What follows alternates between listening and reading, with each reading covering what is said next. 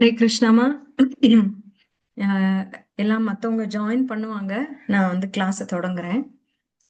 ஜெய ராதா மாதவா ஜெய குஞ்ச பிஹாரி ஜெய கோபி ஜன வல்லபா ஜெய கிரிவரதாரி யசோதானந்தன பிரஜ ஜனரஞ்சனா यमुना तीरवनचारी जय कुंज बिहारी यमुना तीरवनचारी जय कुंज बिहारी जय कुंज बिहारी जय राधा माधवा जय कुंज बिहारी हरे कृष्ण कृष्ण कृष्ण हरे हरे हरे राम राम राम हरे हरे हरे कृष्ण कृष्ण कृष्ण हरे हरे हरे राम राम राम हरे हरे ओम अज्ञानतिमिरान्धस्य ज्ञानाञ्जनशलाकया चक्षुरुन्मीलितं येन तस्मै श्रीगुरवे नमः। श्रीचैतन्यमनोभीष्टं स्थापितं येन भूतले स्वयं रूपकदा मह्यं ददाति स्वपदान्तिकं।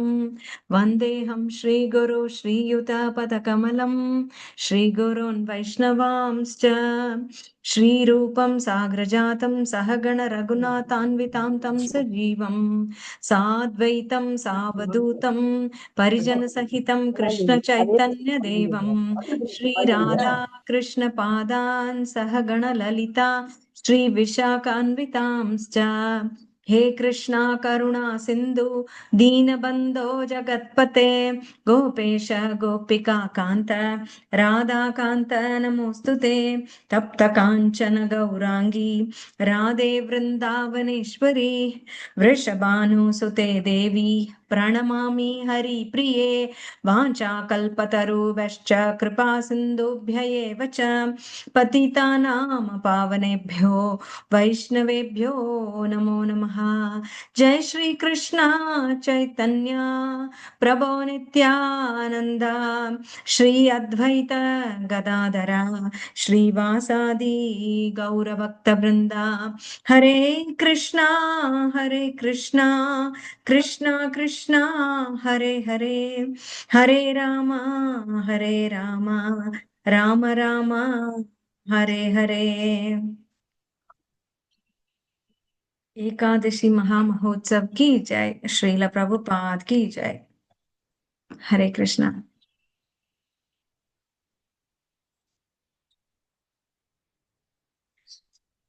ஏகாதசி எல்லாரும் நல்லா கடைபிடிச்சுக்கிட்டு வருவீங்கன்னு நினைக்கிறேன். உங்களெல்லாம் இன்னைக்கு சந்திச்சதுல மிக்க மகிழ்ச்சி. ஏகாதசி மகாத்மியம் பார்த்துட்டு அதுக்கப்புறமா இன்னைக்கு ஒரு அருமையான தலைப்பு இருக்கு, அது பார்க்கலாம்.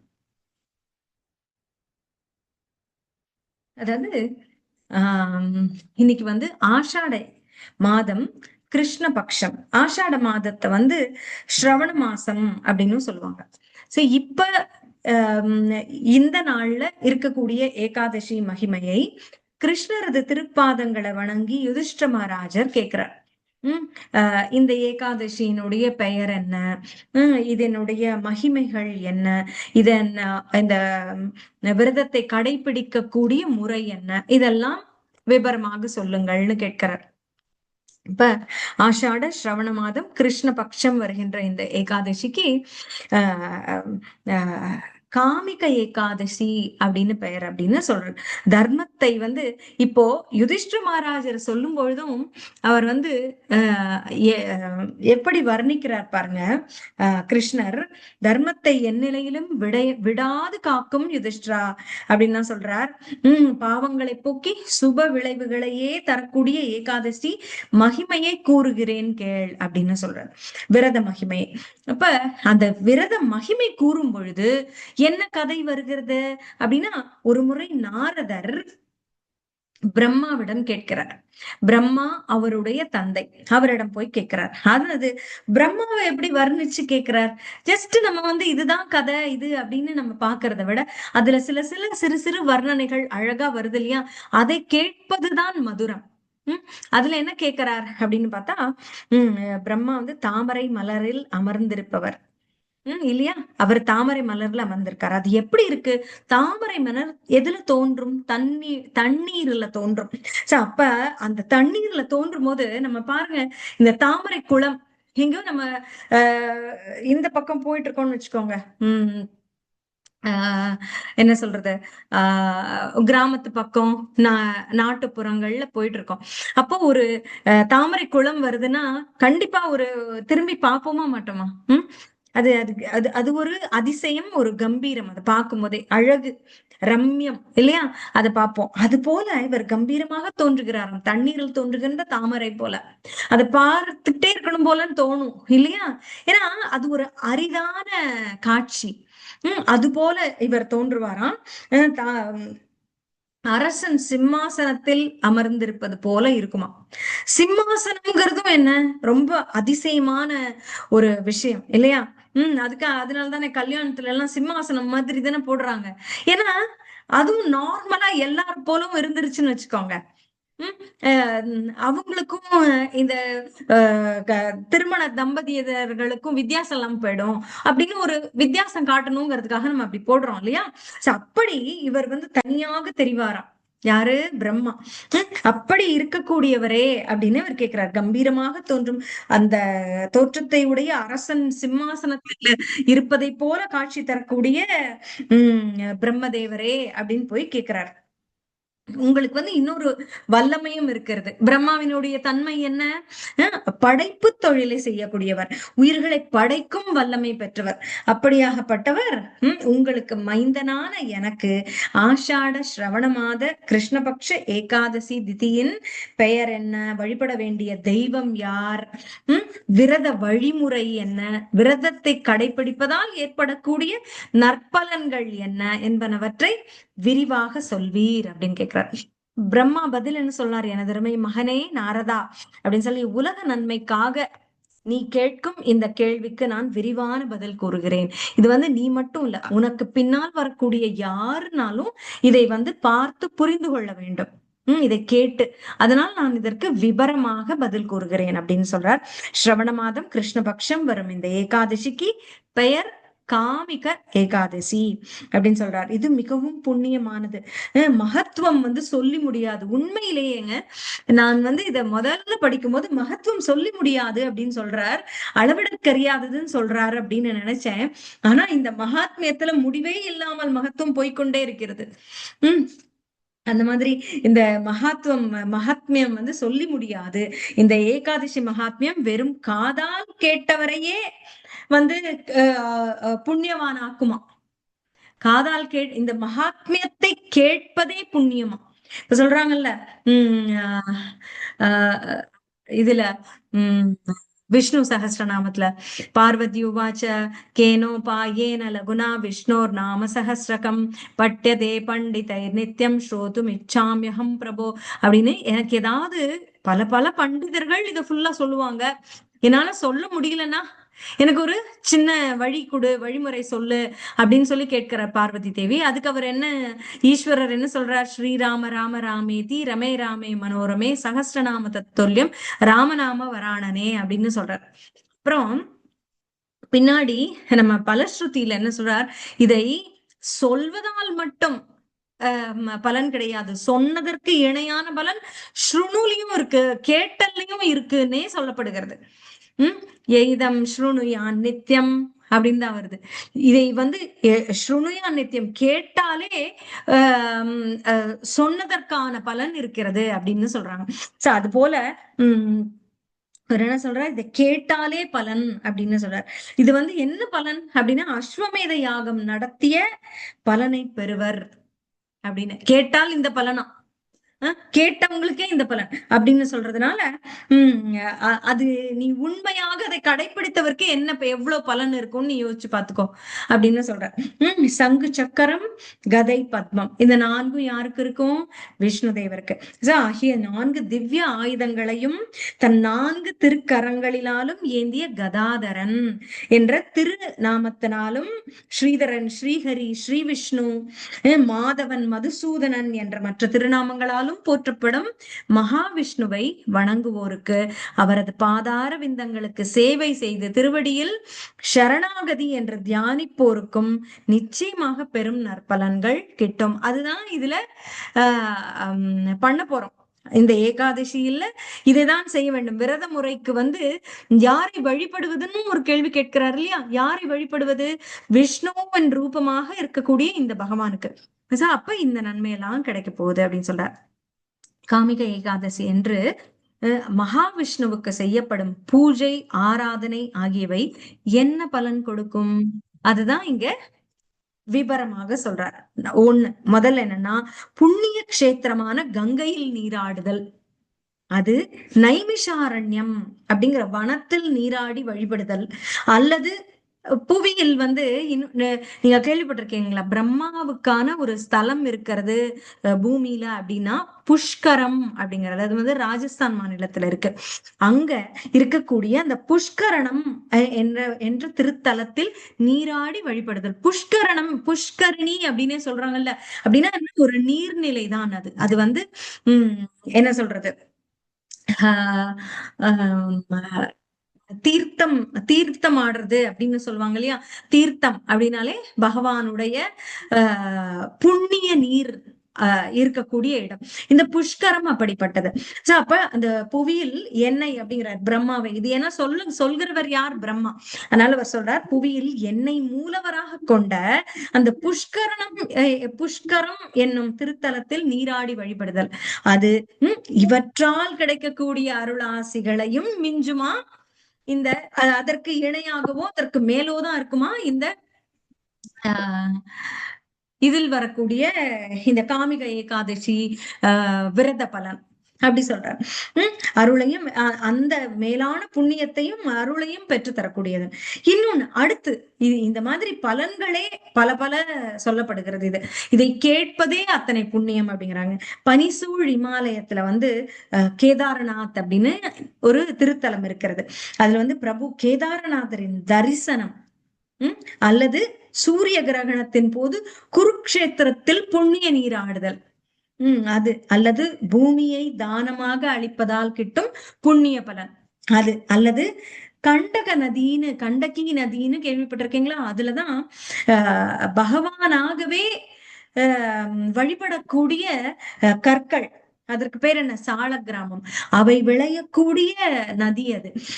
அந்த பூஜைக்குரிய விஷ்ணு மூர்த்திகளாக கருதப்படும் சால கிராமங்களை தன்னகத்தே கொண்டுள்ள அந்த கண்டகி நதி, அதில் நீராடுதல் அல்லது சிம்ம ராசியில குரு பகவான் சஞ்சரிக்கும் போது கோச்சாரம் செய்யும் காலம், அந்த காலம், அது போல இருக்கக்கூடிய காலங்கள். அப்புறம் சோமவார பூர்ணிமா தினத்தன்று கோதாவரி நதியில் நீராடுதல். இப்படியாக இவை செய்வதால் கிட்டும் நற்பலனை விட காமிக ஏகாதசி என்று விரதத்தை அதன் முறைப்படி செய்து வருவதால் கிட்டும் பலன் இதை விட மேலானது அப்படின்னு சொல்றார்.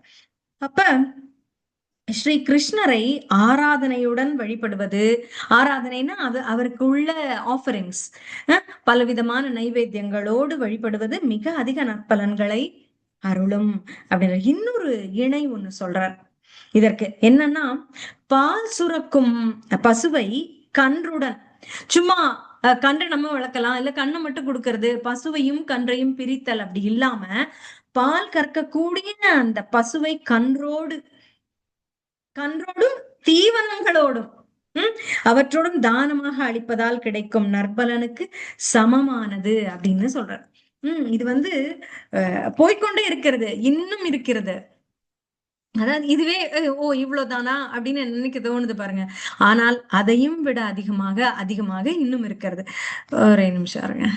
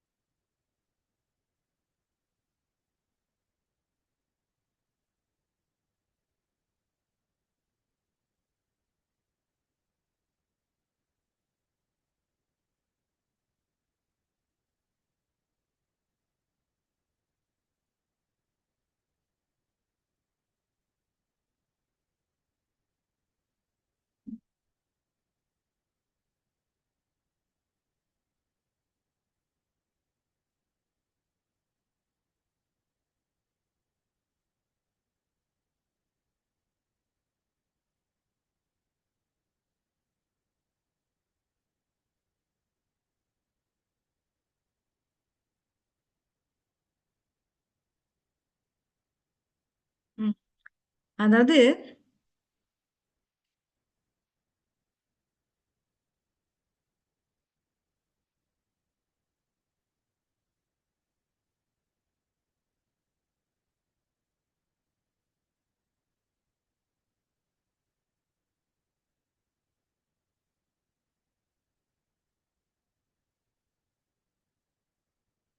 இதை கடைபிடிப்பவர் பார்த்தா மகாவிஷ்ணுவை வணங்குபவரின் பக்தியை யாரெல்லாம் பார்த்து மெச்சுவார்கள் அப்படின்னு சொல்றார். இதை வந்து யாரெல்லாம் மெச்சுவாங்க, தேவர்களும் கந்தர்வர்களும் நாகர்களும் பன்னாகர்களும் மெச்சுவர். அவங்க பார்த்தா அவ்வளவு வந்து சந்தோஷப்படுவாங்களாம். சோ அப்ப இதர தேவர்கள் கூட நம்மை வந்து அருள் கொடுப்பாங்க. அவர்கள் பாராட்டுக்குரியவர்களாக நம்ம இருப்போம் அப்படின்னு சொல்றாரு. அப்புறம் கடந்த பிறவியின் பாவங்களைக் கண்டு அஞ்சுபவரும் இப்பிறவியில் பாவங்களை விளைவிக்கும் ஆதாயகரமான வாழ்க்கையில் மூழ்கி இருப்பவரும் தங்களால் இயன்ற அளவிற்கு இந்த காமிக ஏகாதசி விரதத்தை அனுஷ்டித்து தன் பாவங்களில் இருந்து விடுதலை பெறலாம். நம்ம எவ்வளவு தவறுகள் செய்திருந்தாலும் இப்ப வந்து ஒரு உம் என்ன சொல்றது, கெயின் என்ன சொல்லுவாங்க, ப்ராஃபிட் வேணும் அப்படிங்கிறதுக்காக சில உம் அதர்ம காரியங்களை செய்பவராக இருந்தாலும் பணம் ஈட்டுவதற்காகவோ இல்ல ஒருத்தரை மாட்டி கொடுத்தா நம்ம தப்பிச்சுக்குவோம் அப்படிங்கிற மாதிரி இருக்கிறது, இந்த மாதிரி அதர்மத்துல ஈடுபடுபவர்களாக இருந்தாலும் கூட இந்த காமிகை ஏகாதசியை செய்பவர்கள் இது பண்ணுவார். அவர்களுக்கு பாவம் விலக வாய்ப்பு இருக்கு அப்படின்னு சொல்றாரு. அதற்காக அதையும் இதுலயே சொல்றார், பிரம்மாவே சொல்றாரு, அதற்காக நீ கொலை செய்து விட்டு அந்த பாதகம் விலகும்னு நினைக்காத, அப்படி கிடையாது. இது வந்து அறியாமல் செய்து விட்ட பாவங்களை குறிக்கிறது. உம் அப்புறம் அந்த பிரம்மஹத்தி தோஷம் அப்படின்னு சொல்றோம், நாக தோஷங்கள், இந்த மாதிரி என்ன தோஷங்கள் இருந்தாலும் இந்த ஏகாதசி கடைபிடிப்பதனால் அவையெல்லாம் விலகும் அப்படின்னு சொல்றார். காமிக ஏகாதசி விரதத்துடன் உபவாசம் இருப்பதால் கிட்டும் புண்ணியம் பக்தி இலக்கியங்கள் அனைத்தையும் படிப்பதால் கிட்டும் அப்படின்னு. இதுல இருந்த பக்தி இலக்கியம் எல்லாம் படிச்சிருக்கும் போது அதுக்கு ஒரு புண்ணியம் இருக்கு இல்லையா, அது வந்து இந்த ஏகாதசி விரதம் இருப்பதால் அனைத்துமே கிட்டுவிடும் அப்படின்னு சொல்றார். உம் புண்ணியத்தை விட பன்மடங்கு மேலானது என்னன்னா இந்த என்று அருளியுள்ளார் அப்படின்னு சொல்றார். காமிக ஏகாதசி என்று விரத வழிமுறைகளின்படி உபவாசம் இருந்து இரவில் கண் விழித்து ஸ்ரீ மகாவிஷ்ணுவின் மகிமையை விளக்கும் புராணங்களை பாராயணம் செய்பவர் யமதர்மராஜனின் கோபத்துடன் ஒருபோதும் ஆளாக மாட்டார். உம் அப்ப இது விரதம் கடைபிடித்து அதாவது ஏகாதசி அன்றே பொதுவாக இரவு விழித்திருந்து நாம சங்கீர்த்தனம் செய்வது பெரிய பலனை தரும். அதுவும் ஒரு உண்மையான விஷயம், எல்லா ஏகாதசிக்குமே அது பொருந்தும். இது முக்கியமாக இப்படி இருந்தால் யமதர்மன் வர அஞ்சுவானாம். ஓ இவன் பெரிய பக்தன், இவன் கிட்ட நம்ம போகக்கூடாது அப்படின்னு நினைப்பானா. பாராயணம் செய்ய யமதர்மராஜன் கோபத்துக்கு ஆளாக மாட்டான் அப்படின்னு சொல்றார். அப்புறம் பவித்திரமான காமிகை ஏகாதசி தினத்தன்று உபவாதத்துடன் விரதத்தை கடைபிடிவது தன் பிறப்பு இறப்பு என்னும் மாய சக்கரத்திலிருந்து, அதுதானே நம்மளுக்கு வேணும். அந்த மாய சக்கரத்திலிருந்து விடுபட்டு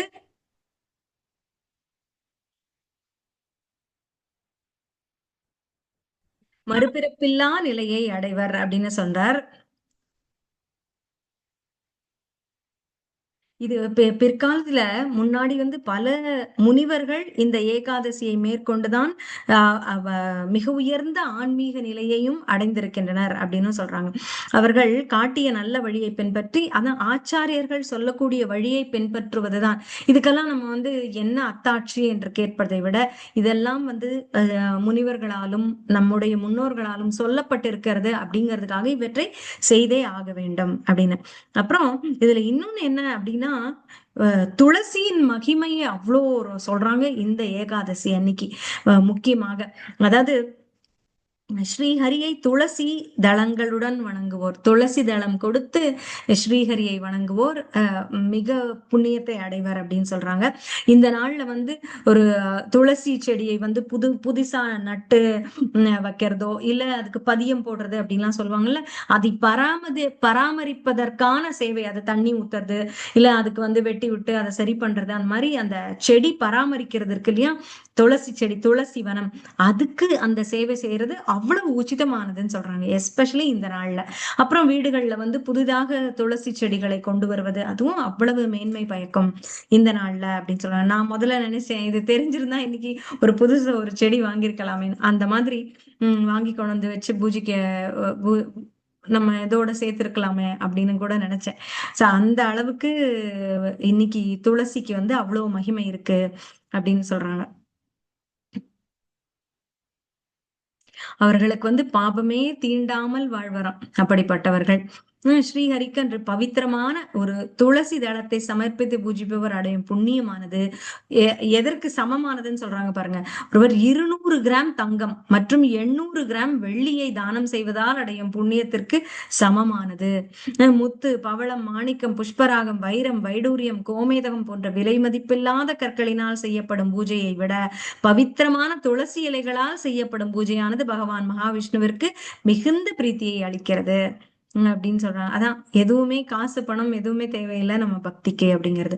புதிதாக தோன்றிய மலர்களுடன், அதாவது மஞ்சரி மொட்டுக்கள் எதுன்னு சொல்லுவாங்க, இந்த துளசி பூ பூத்து இருக்கும் இல்லையா, அப்படி நீளமா மொட்டோட இருக்கும், சிலது மலர்ந்து இருக்கும். அந்த மொட்டோட புதுசா வந்ததுக்கு மஞ்சரின்னு பேரு. அந்த மஞ்சரி மொட்டுக்கள் கூடிய துளசியை பகவான் கேசவனுக்கு சமர்ப்பிப்பவர் இப்பிறவி மட்டுமல்லாது தன் முந்தைய பிறவியின் பாவங்களும் நீங்க பெறுவர். அதை கொடுக்கறது எவ்வளவு நன்மை பயக்குங்கிறாங்க. இந்த பிறவியில செய்த பாவங்கள் மட்டுமில்ல, போன பிறவியில செய்த பாவங்களும் போகும் அப்படின்னு.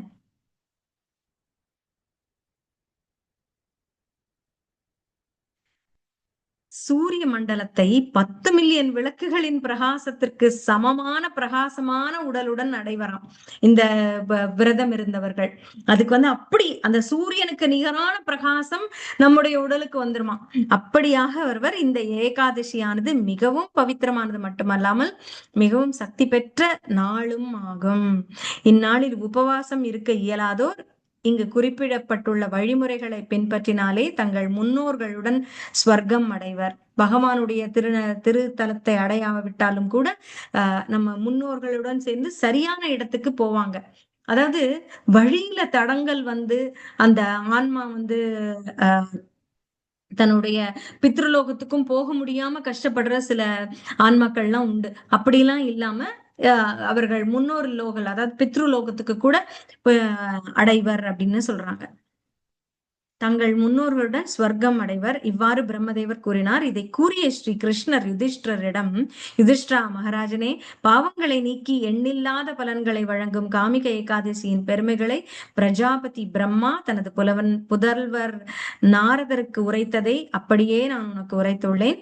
இப்புனித காமிக ஏகாதசி விரதமானது பிராமணனை கொன்றதால் உண்டான பாவம் பிரம்மஹத்தி, கருவில் வளரும் குழந்தையை அழித்த பாவம் போன்ற கொடிய பாவங்களிலிருந்து நிவர்த்தி அளிக்கும் பேறு பெற்றது. இவ்விரதம் அதிக புண்ணியத்தை அளிக்க வல்லது. எனவே இவ்விரதத்தை கடைபிடிப்போர் பக்தி யோகத்தில் சிறந்து விளங்குவர்.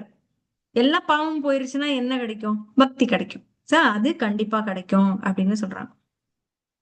இந்த விரதத்தை கடைபிடிப்போர் பக்தி யோகத்தில் சிறந்து விளங்குற அதாவது அப்பாவிகளை கொல்வதால் உண்டாகும் பாவங்கள், அதாவது பிரம்மஹத்தி தோஷம், சிசுஹத்தி தோஷம், பக்திமான் மற்றும் களங்கமில்லாத பெண்ணை கொன்ற பாவங்களின் விளைவுகளிலிருந்து காமிக ஏகாதசியின் மகாத்மியத்தை கேட்பதால் நிவர்த்தி பெறலாம் அப்படின்னு மட்டும் நினைக்க கூடாது அப்படின்னு சொல்றார். இதை கேட்டு ஒருவர் முதலில் கொலைபாதகம் புரிந்துவிட்டு பின்னர் காமிகை ஏகாதசியின் மகாத்மியத்தை கேட்பதால் நிவர்த்தி பெறலாம் என்று நினைக்க கூடாது. இதை முன்னாடியே செஞ்சிருக்காங்க, ஆனா தெரியாமல் செய்திருக்காங்க, தெரியாமல் நடந்து விட்டது அப்படிங்கிற மாதிரி இருக்கிற பாவங்கள் தான் நிவர்த்தி ஆகும் அப்படின்னு சொல்றார். சோ இது பிரம்ம வைவர்த்த புராணத்துல ஸ்ரவண மாதம் கிருஷ்ணபக்ஷத்தில் நடக்கக்கூடிய வரக்கூடிய இந்த காமிகை ஏகாதசி பற்றிய விவரமாக மகாத்மியமாக சொல்லப்பட்டிருக்கு. சரி, இதை ஆக்சுவலா நான் குறிச்சு வச்சுக்கிட்டேன். அதுக்கு மேல எனக்கு இது மகாத்மியம் போயிட்டே இருந்ததுனால நான் அப்படியே இந்த மொபைல்லயே வச்சிருந்தேன். அதை தான் தேடுறதுக்கு நடுவில் கொஞ்சம் டைம் ஆச்சு. ஓகேங்களா? சரி, அது முடிஞ்சது. இப்போ அடுத்ததாக நமக்கு இருக்கிற ஒரு அருமையான தலைப்பு இன்னைக்கு. யாருக்காவது தெரியுமா இன்னைக்கு என்ன தலைப்புன்னு?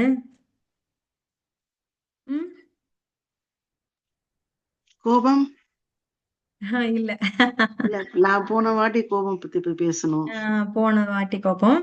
இப்ப 4 கட்டுப்பாட்டு விதிமுறைகள், சுதந்திரத்திற்கான 4 கட்டுப்பாட்டு விதிமுறைகள். அதுதான் சார், அதை பத்தி பார்க்கலாம். இப்போ நீங்க டிசிப்ளின் அப்படின்னு ஒரு வார்த்தை ஆங்கிலத்துல கேள்விப்பட்டிருப்பீங்க. அதுக்கு என்னன்னா ஒழுக்கம் அப்படின்னு சொல்றோம் தமிழ்ல. ஒழுக்கம் விழுப்பம் தரலாம், ஒழுக்கம் உயிரினும் ஓம்பப்படும் அப்படின்னு திருக்குறள்ல நம்ம படிச்சிருக்கோம். என்னது அது? ஒழுக்கம் உயிரினும் ஓம்பப்பட வேண்டியது அப்படின்னு சொல்றாங்க. நம்ம சரியான ஒரு நடத்தையோட இருக்க வேண்டியது அந்த ஒழுக்கம் என்பது. இந்த ஒழுக்கத்தினுடைய முதல் படி என்ன அப்படின்னா ஒபீடியன்ஸ்னு ஒரு வார்த்தை கேள்விப்பட்டிருப்பீங்க இல்லையா? நீ ரூல்ஸ் ஒபே பண்றியா அப்படின்னு நம்ம சொல்றோம். அதுதான் டிசிப்ளினா இருக்கிறதுனா ஒபே பண்றது. ஒபீடியன்ஸ் என்ன தமிழ்ல அப்படின்னா கீழ்ப்படிதல், சொன்னதை கேட்டு நடத்தல். ஒபே பண்றதுன்னா சொன்னதை கேட்கறது இல்லையா? சோ இந்த ஒழுக்கத்துக்கு முதல் படியே கீழ்ப்படிதல் அப்படின்னு நம்ம எடுத்துக்கணும். அதுதான் உண்மை. சோ அப்ப இப்ப தீட்சை எடுப்பதற்கு முன்னால் நாம ஒரு சங்கல்பம் எடுக்கிறோம். அந்த சங்கல்பம் என்ன? 16 மாலைகள் ஜபம் பண்றோம் அப்படின்னு சொல்றோம். அது போக 4 ஒழுங்குமுறை கட்டுப்பாடுகள் கடைபிடிப்பதாக சொல்றோம். அவை என்ன அப்படின்னா ஹரிநாம தீட்சை அப்படின்னு சொல்லப்படுகிற இந்த முதல் தீட்சை. இது எடுக்கிறதுக்கு முன்னாடி இது, அதாவது தீட்சை அப்படின்னா ஒரு முடிவுன்னு எடுத்துக்கூடாது. நான் ஏதோ ரொம்ப நல்லா ஆன்மீக பயிற்சிகள் செய்தேன், அதனால எனக்கு ஒரு பரிசு மாதிரி கொடுத்தாங்கன்னு இல்ல. பரிசுதான். ஆனால் பரிசுதான் என்ன பண்ணுவோம்? முடிஞ்சிருச்சு. ஆட்டம் முடிவுலதான் பரிசு கிடைக்கும் இல்லையா? ஆனால் இது ஆட்டம் தொடக்கம். தீட்சை அப்படிங்கிறது ஆட்டம் முடிவு கிடையாது. அதுக்கப்புறம் நம்ம அந்த ஒரு பரிசு கிடைச்சோன்னு என்ன பண்ணுவோம்? அந்த ஆட்டம் முடிவடைஞ்சிரும். அடுத்த ஆட்டத்தின் மேல நம்ம நம்மளுடைய கவனத்தை திருப்ப ஆரம்பிச்சிடுவோம். சோ அதை செய்வது அல்ல இந்த தீட்சை என்பது. தீட்சை என்பது ஒரு சிறந்த வாழ்வியல் முறையின் தொடக்கம். இனிஷியேஷன் அப்படின்னு தானே சொல்றோம் இங்கிலீஷ்ல. இனிஷியேஷன் அப்படின்னா என்ன? தொடங்குறது, ஒன்ன ஆரம்பிக்கிறது. சோ அதுதான் இந்த தீட்சை அப்படின்னு சொல்றது. சோ இது ஒரு சத்திய பிரமாணம் அப்படின்னு எடுக்கப்படும் இந்த தீட்சையின் போது. அதுல என்ன சொல்லுவோம்? 16 மாலைகள் ஜபம் பண்றேன் அப்படின்னு. குறைந்தது 16ன்னா முடிஞ்சிருச்சு அப்படின்னு இல்ல, குறைந்தது 16 மாலை ஜபம் பண்றேன். அது போக நான் 4 விஷயங்களை செய்ய மாட்டேன். என்ன அப்படின்னா நான் சூதாடுவதில்லை, நான் மாமிசம் அல்லது புலால் உணவு உண்பதில்லை, அடுத்தது நான் தகாத உறவு கொள்வதில்லை, அப்புறம் நான் மது அருந்துவதில்லை அப்படின்னு 4 ஒழுங்குமுறை கட்டுப்பாடுகள். இதனை நான் கடைபிடிப்பேன்னு அங்க சத்திய பிரமாணம் மேற்கொள்வோம் நம்முடைய குரு மகாராஜருக்கு முன்னாடி. சோ இந்த 4 விதிமுறைகளும் தான் ஒரு என்ன சொல்றது போல நம்முடைய ஆன்மீக வாழ்க்கைக்கு. எப்படி ஒரு மண்டபம் அப்படின்னு இருந்தா அதற்கு 4 தூண்கள் மிக முக்கியம். அது போக பல தூண்கள் வேணும்.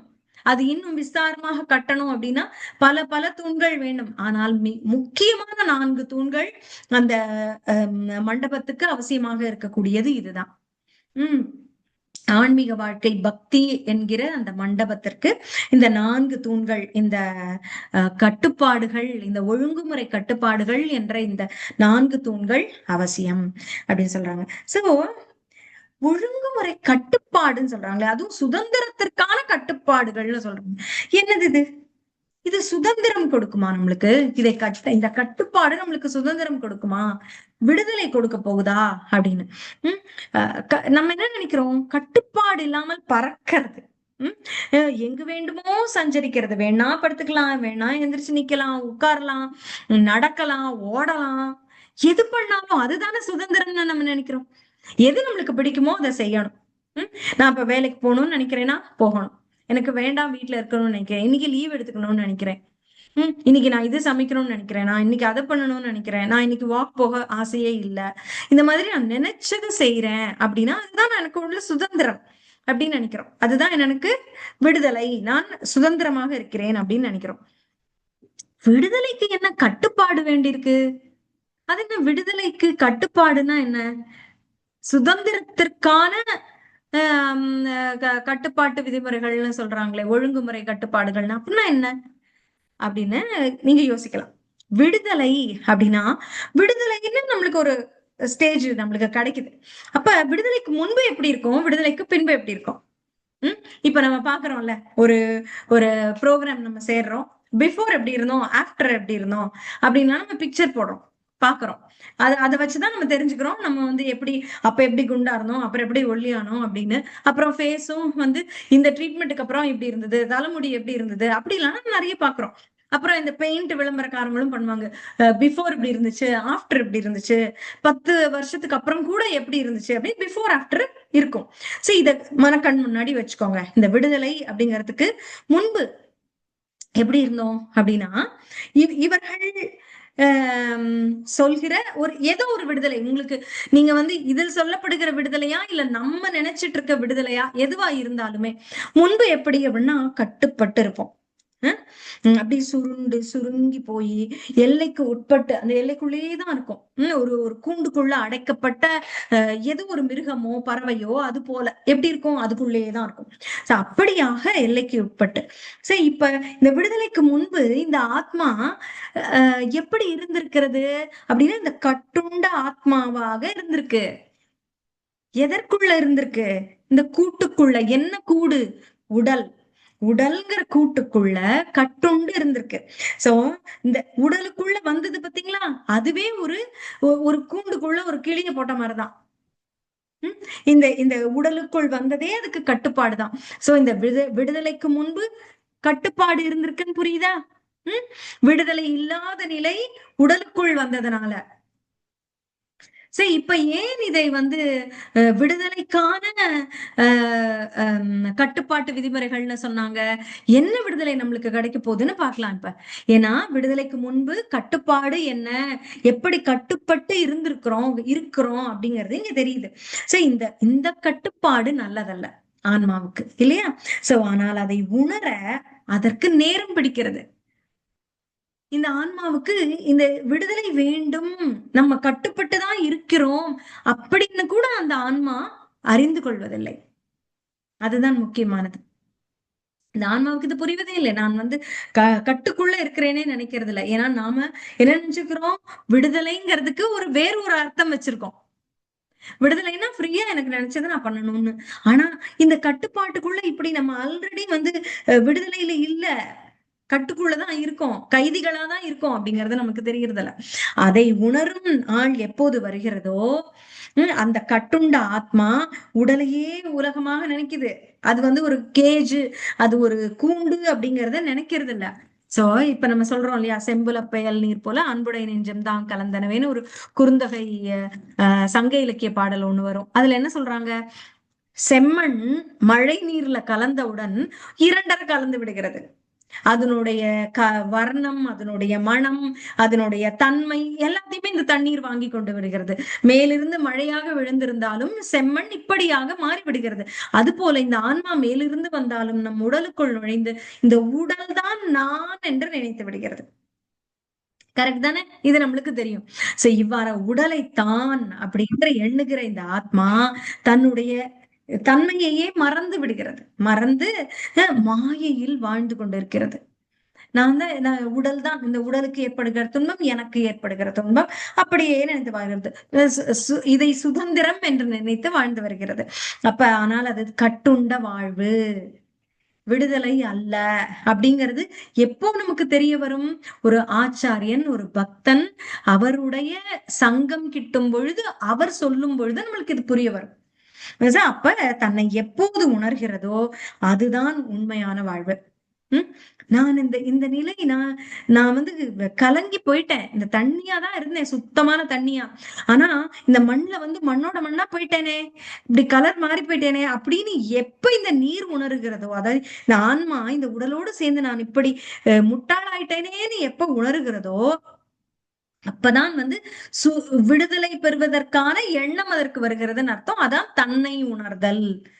சோ அதான் இந்த ப்ராசஸ், நம்முடைய இந்த திட்டம், இந்த இந்த ஒரு இயக்கமே அதுதான், தன்னை உணர்தல்.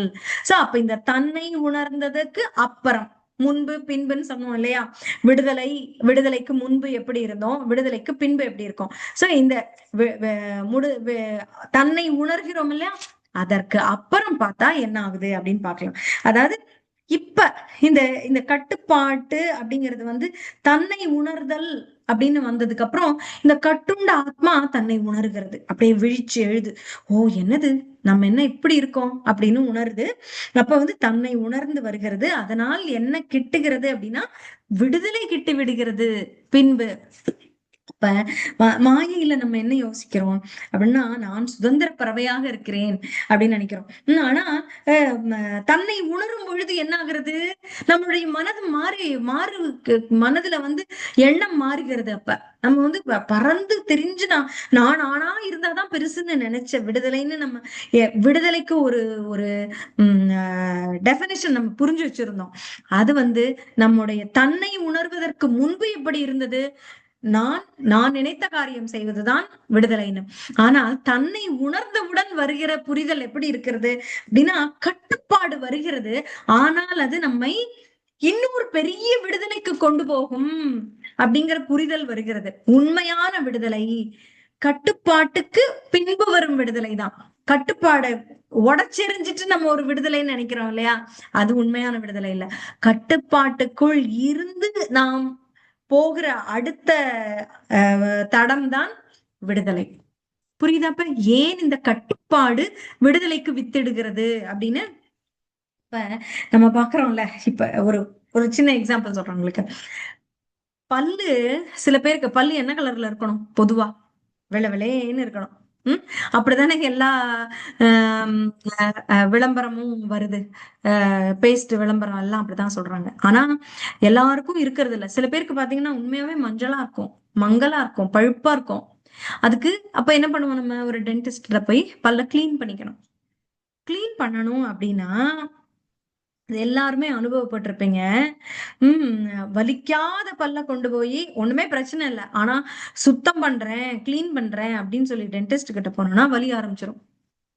அவங்க சில சமயம் மரமறுக்கிற ஊசி போட்டு கூட நம்மள கிளீன் பண்ண வேண்டி வந்துரும். அந்த அந்த கிளீனிங் ப்ராசஸ் எவ்வளவு ஹார்ட் தெரியுமா? அதாவது என்ன சொல்றது, அனஸ்தீசியா கொடுத்து பண்ணுவாங்க சில சமயம். அப்ப நமக்கு கிடைக்கக்கூடிய அப்ப அந்த வலியை நாம் அனுபவிக்கிறோம். சும்மாதான் இருந்தோம், ஆனால் சுத்தமாக இருக்க வேண்டும்ங்கிற ஒரு இறுதி இலக்க நம்ம நோக்கி போகணும். அப்ப இங்க வந்து ஒரு வலியை அனுபவித்துத்தான் ஆக வேண்டும். சும்மா இருந்தா கூட அது பத்தாது, சும்மாவே ஒண்ணும் பண்ண முடியாது. இந்த வலியை அனுபவித்து ஒரு கட்டுப்பாட்டுக்குள் வரணும். அவங்க சொல்றபடி மருந்து மாத்திரை நம்ம அன்னைக்குன்னு அந்த வலி போகிறதுக்கு சில மாத்திரை கொடுப்பாங்க, வலி இல்லாமல் இருக்கிறதுக்கு மாத்திரை கொடுப்பாங்க, முதல்லயே சாப்பிட்டுடுவாங்கன்னு சொல்லுவாங்க. அதெல்லாம் பண்ணணும். அது பண்ணினாதான் நம்மளுக்கு அந்த சுத்தமான நிலையே கிடைக்கும். அப்ப இறுதியில நம்ம நம்ம வேண்டுகிறது என்ன? சுத்தமான பற்கள், மின்னுகிற பற்கள், பலரையும் ஈர்க்கக்கூடிய பற்கள். இன்னொன்னு என்ன, அது மட்டும்தான் வெளியில தெரியுது, ஆனா திரும்ப நோய் ஏற்படுத்தாத பற்கள் இது. இல்ல அப்படியே சுத்தம் பண்ணாம இருந்தா நம்ம பண்ணாம ஒரு 3 மாசம் 3 வருஷம் 4 வருஷம் கழிச்சு போகும்போது இந்த டின் டெஸ்ட்டுக்கு தான் ப்ராப்ளம். அவர் வந்து ஏமா முன்னாடியே வரக்கூடாதா அப்படின்னு கேக்குறாங்க இல்லையா? அதான் இந்த ப்ராசஸ் நம்ம மறந்து கிருஷ்ணரை மறந்து போக போக நம்ம நம்மளுடைய என்ன சொல்றது அசுத்தங்கள் நம்ம கிட்ட நிறைய சேர்ந்து விடுகிறது. அதனால நேரம் பிடிக்கிறது அந்த அசுத்தத்தை சுத்தம் பண்றதுக்கு. ஆனா அதுவும் ஈஸியா அப்படியே ஈஸியா பண்ண முடியாது. நம்ம வந்து இப்படி நீங்க ஒரு இடத்த கூட்டி விடுறீங்க, கருப்பா புடிச்சு போச்சு. நீங்க டெய்லி பாத்திரம் தேய்க்கிற இடம் சிங்கா இருக்கலாம், இல்லைன்னா ஒரு தரையில போட்டு பாத்திரம் தேய்க்கிறீங்க அப்படின்னா அந்த இடமே வந்து கருப்பா போச்சு. அதுக்கு வந்து நீங்க விளக்குமாற போட்டு தேய்ச்சு போடுறீங்க அப்படின்னா அந்த இடமே திரும்ப அந்த கருப்பு குப்பை வரும். கரெக்டா? அந்த சிங்க் பூரா அந்த குப்பை வரும். முதல்ல அதை தேய்க்க தேய்க்க தேய்க்க தேய்க்க ஃபுல்லா வரும். அப்புறம் நீங்க இன்னும் இன்னும் இன்னும் நிறைய தண்ணிய அடிச்சு அடிச்சு ஊத்த ஊத்ததான் உள்ள போகும். அதனால நம்ம பக்திக்கு வர்றோம், நம்மளுக்கு பண்றோம், அந்த நம்ம புரிஞ்சுக்கிட்டோம், நான் ஜபம் பண்ண ஆரம்பிக்கிறேன் அப்படின்னாலே என்னோட கஷ்டங்கள்லாம் போய் நான் வந்து கஷ்டமே இல்லாம ஜபம் பண்ண எனக்கு நன்மைதான் கிடைக்குது அப்படின்னு நடக்காது. உங்களுடைய சுத்திகரிப்பு நம்ம எல்லாருக்குமே அது அந்த தூய்மைப்படுத்துதல் ஆரம்பிக்கும் போதுதான் எல்லா அசுத்தங்களும் அப்படி வெளியில வந்து கொட்டும். நம்ம அதை ஃபேஸ் பண்ண வேண்டியிருக்கும். நம்மளுடைய கோபம் வரும், நம்மளுடைய ஆத்திரம் வரும், நம்மளுடைய பொறாமை குணம் வரும், எல்லாமே வரும் வெளியில. நம்ம வந்து ஒருத்தரை பார்த்து தவறாக நினைப்பது என்ன வேணா நம்முடைய மனம் தான் அப்ப நமக்கு எதிரியா இருக்குங்கிறத நம்ம இப்ப புரிஞ்சுக்குவோம். அடுத்தவர் இல்லை நமக்கு எதிரின்னு இந்த மாதிரி நம்மளுடைய அசுத்தங்கள் நம்ம முன்னாடியே வந்து இப்படி நிக்கும். இங்க பாரு, நீ என்ன போன்னு சொல்றியா இல்ல என்ன திரும்ப வச்சுக்க போறியா அப்படின்னு கேட்கும் நம்மள. நம்ம இந்த பக்தி பண்ண பண்ண பகவான் அருளால நம்முடைய அனர்த்தங்கள் நம் கண் முன்னாடியே வந்து நிக்கும். அவற்றை நாம் ஃபேஸ் பண்ணிதான் ஆகணும். அவற்றை நாம் எதிர்கொண்டே ஆக வேண்டும். அவற்றை நாம் வெளியில நின்னு அதை வெளியில வச்சு பார்க்கும் போதுதான் அது எவ்வளவு கொடூரமானதுன்னு நமக்கு புரியும். சோ இந்த அசுத்தங்களை எல்லாம் நாம் வந்து களையதான் நம்ம தூய்மையாக முடியும். சோ இந்த கட்டுப்பாடு வேண்டும். கட்டுப்பாடினால்தான் நம்மளுக்கு வந்து விடுதலை கிடைக்கிறது. ஆமா, அதாவது சும்மா தானே இருந்தோம் அப்படின்னு போய் சும்மா டென்டிஸ்ட போய் பல்லு இதை பண்ண போனா 1 வாரம் 10 நாள் வலி வரதான் செய்யும். அப்படி உண்மையான விடுதலைக்கும் கட்டுப்பாடு அவசியம். அதாவது நான் சுதந்திரமா நான் என் பாடுதானே வாழறேன் அப்படின்னு நம்ம நினைக்கிறோம். ஆனால் அதுதான் நோயுற்ற நிலை, டிசீஸ்டு கண்டிஷன். அதுதான் உங்களுக்கு நோயுற்ற நிலை போலதான். பக்தர் தான் வைத்தியர் மாதிரி வரார். சும்மா இருக்கோம், ஆனா உண்மையில் நாம் ஒரு நோயோடு தான் இருக்கிறோம். அந்த நோய்க்கு மருந்தாக பக்தர் நம் வாழ்க்கையில் வருகிறார். அத வந்து நம்ம டயக்னைஸ் பண்றோம் இல்லையா? ஒண்ணும் இல்லைன்னா ஒரு ஸ்கின்ல என்னமோ தெரியுது அப்படின்னா அதை வந்து ஒரு டாக்டர்கிட்ட போய் அது என்னவா இருக்கும் அது முதல்ல கண்டுபிடிப்பாங்க. கண்டுபிடிச்சதுக்கு அப்புறம் தான் மருந்து கொடுப்பாங்க. அதே போல நம்முடைய பிரச்சனை என்னங்கிறத வந்து பக்தர் புரிந்து கொள்வார். நம்ம ஏன் புலம்புறோம், நான் ஏன் சந்தோஷமா இல்ல அப்படிங்கறதெல்லாம் அவர் புரிஞ்சுப்பார். என்ன நமக்கு தேவைங்கிறத பக்தர் புரிவார், ஒரு ஆச்சாரியர் புரிவார், குரு புரிவார், புரிந்து கொள்வார். புரிந்து நம்மை வந்து வழி நடத்துவார். அது மருந்து கொடுப்பாங்க இல்லையா? வைத்தியர் எப்படி மருந்து கொடுப்பாங்க, அது போல பக்தர்கள் நம்மளுக்கு ஒரு மருந்து, என்ன மருந்து கொடுப்பாங்க? இந்த வியாதின்னு கண்டுபிடிச்சதுக்கு ஒரு மருந்து கொடுப்பாங்க. அதுதான் வந்து மாயை என்ற உறக்கம் தான் அந்த வியாதி. அதுல இருந்து நம்ம அந்த அறியாமைங்கிற இருள் அப்படியே நம்ம கடக்கும். ஒண்ணுமே நம்மளுக்கு புரியல. நம்ம இத சுதந்திரம் நினைச்சு அந்த அறியாமையில ஒரு மாயையில இருக்கோம். இதுதான் சரி அப்படின்னு நினைச்சு நம்ம இருந்துட்டு இருக்கோம்ல. அந்த அறியாமைதான் நம்ம மென்டல் டிசீஸ், நம்முடைய வியாதி. அதை புரிந்து அதுக்கு மருந்து தராங்க. மருந்து என்ன? நாம ஜபம், கிருஷ்ண கதை கேட்டல், பக்த சங்கம், சரியான உணவு முறை, பிரசாதம் அப்படிங்கிறது, அப்புறம் ஒழுக்கம், கட்டுப்பாடு. இதெல்லாம் பலன் தரக்கூடியது. இதெல்லாம் செய்யறதுனால பலன் நம்ம கண்கூடா பார்ப்போம். நாம ஒண்ணும் வந்து இப்படி கட்டுப்பாடோட இருந்துடணும் அப்படின்னு நினைக்கிறது இல்ல. நாம ஜபம் பண்ணா நம்மை அறியாமல் அந்த கட்டுப்பாடுக்குள்ள நம்ம வந்துருவோம். நாம் முயற்சி செய்து நான் கட்டுப்பாடாக இருக்கணும், என் மனதை நான் ஒருநிலைப்படுத்த வேண்டும் அப்படின்லாம் யோசிக்க வேண்டாம். நான் இப்படி செய்தால்தான் அப்படின்னு எல்லாம் யோசிக்க வேணாம். இது வந்து ஆட்டோமேட்டிக்கா நிகழும் நமக்கு வரக்கூடிய மாற்றங்கள். ஏன்னா அதுல பகவானுடைய அருள் இருக்கிறது ஒவ்வொரு நாமத்திலும். சோ அந்த நாம ஜெபம் செய்ய செய்ய பகவான் அருளால நமக்கு நல்லது கிடைக்கும். அதனால சிறு சிறு துன்பங்கள் நடுவுல வர்றதை நான் எப்படி எடுத்துக்க சொல்லியிருக்கேன்? எப்படி எடுத்துக்கணும்? நம்ம எல்லாருமே நம்மளுடைய தூய்மைப்படுத்துதல் நடக்கிறது, சுத்திகரிப்பு நடக்கிறது. அப்படி இந்த டேங்க் சுத்தம் பண்றாங்கல்ல, ஓவர் ஹெட் டேங்க் அது இதெல்லாம், அதை சுத்தம் பண்ணாங்கன்னா வீட்டுல பூரா கலங்கின தண்ணி வரும், நல்ல தண்ணி வராது. ஏன்? சுத்திகரிப்பு நடக்கிறதுனா கலக்கி கலக்கி கலக்கி அசுத்தம் எல்லா இடத்துக்கும் போகும். அப்புறம் அது ஃபுல்லா வெளியேற்றி அப்புறம் நல்ல தண்ணி இருப்போம். சோ நம்மளுடைய சுத்திகரிப்பு, ஏதாவது ஒரு கெடுதல் நம்ம வாழ்க்கையில் வருகிறது, நமக்கு மனதுக்கு பிடிக்காதது நடக்கிறது என்றால் நம்முடைய வாழ்க்கையிலும் சுத்திகரிப்பு நடக்குதுன்னு நம்ம நினைச்சுக்கணும். இது பகவானுடைய ஒரு சுத்திகரிப்பு, நம்மை சுத்திகரிப்பு செய்வதற்கான ஒரு முயற்சி. அவருடைய கருணையினால இது நடக்குது. அதை ஏற்றுக்கொள்ளுகிற பக்குவம் வருது இல்லையா நம்மளுக்கு. அந்த பக்குவத்தை கொடுக்கிறாரு. அதாவது இது இன்னொரு ரூல், ஞாபகம் வச்சுக்கோங்க. கஷ்டமே வராதுன்னு இல்ல, கஷ்டம் வரும், அதை தாங்கிக் கொள்கிற பக்குவம் வரும். அதுதான் கிருஷ்ண பக்தியில கிடைக்கும். சோ பாவம் போயிருமா அப்படின்னா பாவத்திற்கான இதை நம்ம அனுபவிப்போமாக இருக்கலாம். ஆனால் அவற்றையெல்லாம் சரியான முறையில அணுகக்கூடிய ஒரு மனப்பக்குவம் நமக்கு கிடைச்சிடும். அப்ப நம்ம வந்து ரொம்ப அப்படியே ஐயோ எனக்கு இப்படி வந்து போச்சே கப்பல் கவுந்த மாதிரி இருக்க மாட்டோம். அதை எப்படி தூக்கி நிறுத்தலாங்கிற தைரியம் வரும் நம்மளுக்கு. இதெல்லாம் இது அதாவது தூக்கி நிறுத்துறது அப்படிங்கிறத விட ஏற்றுக்கொள்கிற மனப்பக்குவம் வரும். வாழ்க்கை என்பது வந்து இப்படிதான் அனித்தியமானது, நித்தியமானது இல்ல அப்படின்னு. இதோட இன்னும் பார்க்கலாம் பாருங்க. இப்ப 4 விதிமுறைகள் அப்படின்னு நம்ம பார்த்தோம் இல்லையா, அதோட விரிவு என்ன அப்படின்னா, அதோட முக்கியமான என்னென்ன அதுல கட்டுப்பாடுகள் வருது அப்படின்னா, கருணையாக இருக்க வேண்டும் அப்படின்னு சொல்லுது. அடுத்தது தூய்மை, உள்ள தூய்மை, உடல் தூய்மை, அதையுமே அது சொல்லுது. இந்த இந்த கட்டுப்பாடுகள் மூலமாக நம்ம இதை செஞ்சுக்கிறோம். அப்புறம் உண்மையாக இருக்கணும் அப்படின்னு சொல்லுது. அப்புறம் தவம், தபஸ், லைஃப் தபஸ் தான். தவம்னா என்ன? முடியாத ஒண்ண, கஷ்டமா இருக்க ஒண்ண முயற்சி செய்து செய்யறது, அதுதான் தவம்.